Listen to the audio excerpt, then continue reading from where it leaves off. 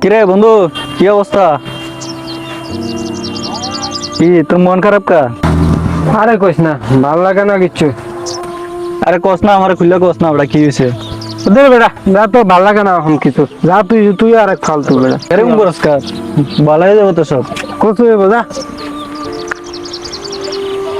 আইছে না জ্ঞান দিতে।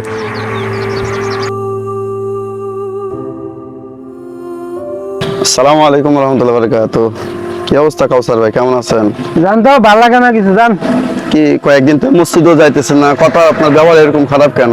জ্ঞান দিয়ে না, জানেন। কয়েকদিন তো আপনাকে মসজিদেও দেখতেছি না, তো আপনি তো মাশাআল্লাহ আগে নামাজ কালাম পড়তেন, ইদানিং দেখতেছি কয়েকদিন তা পেরেশানির মধ্যে ভুগতেছেন, মসজিদের বারান্দাও তো দেখতেছি না।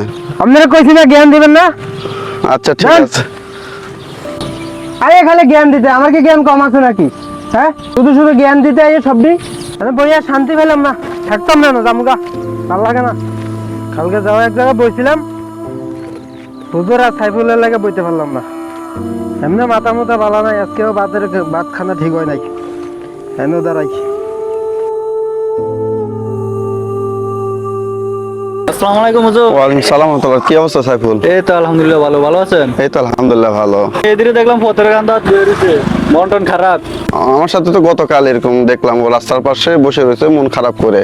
তো জিজ্ঞাসা করলাম, খুব খারাপ ব্যবহার করলো, আমার কাছে খুব খারাপ লাগছে আমার বিষয়টা। লোকের একই অবস্থা করছে। আমি বন্ধু বান্ধব মানুষ, আমার লোক খারাপ বন্ধু যেহেতু পার্সোনাল কোনো কিছু সমস্যা হয়েছে নাকি পারিবারিক বিষয়ে? এটা তো হুজুর জানি না। এটাই হুজুর, আমরা সব যাই চলেন জিজ্ঞেস করি। আচ্ছা, যাওয়া যাওয়া যাইতে পারে, চলো যে একটু কথাবার্তা বলি কি অবস্থা।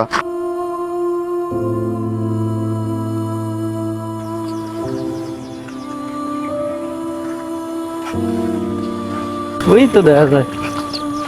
এবারে টিয়ানো বইয়ের তোরা খুঁজতে আছিস। সালাম আলাইকুম। তোরা জ্বালা বেলা শান্তি পেলাম না। এবারে হুজুরে তো সালাম দিছে, সালাম মতো নিছিস না। হুজুরে আগে কি কয় এটা ফোন? তোর মন খারাপ তো বুঝে বেটা। হুজুরে আগে কি তা কয় এটা ফোন? শোনো মেহেদি, তুমি কালকে যে খারাপ ব্যবহার করছো তাতে আমার কোনো কিছুই আমি কিছু মনে করি নাই। কারণ মানুষের যখন পেরেশানি থাকে তখন বিভিন্ন চিন্তা চেতনা তার মাথার ভিতরে অ্যাকশন করে আর কি, এই জন্য আমি ওগুলো কিছু মনে করি নাই। তারপর আমি সাইফুলকে বিষয়টা শেয়ার করলাম, যে সাইফুল বললো তাহলে হুজুর চলেন যে তাকে বলি তার কি সমস্যা। এই যে আমাদের অশান্তিটা কি কারণে, আল্লাহ তাআলা কোরআনের মধ্যে বলতেছে, আউযু বিল্লাহি মিনাশ শাইতানির রাজিম, লা ইন শাকারতুম লা আযীদান্নাকুম ওয়া লা ইন কাফারতুম ইন্না আযাবি লাশাদীদ। তো আল্লাহ তাআলা বলতেছে, কোন বান্দা যদি আমার নিয়ামত শুকরিয়া আদায় করে, আমি আল্লাহ তাআলা তার নিয়ামত 1 গুণ থেকে তার 70 গুণকে আমি কি করে দিব, বাড়ায় দিব।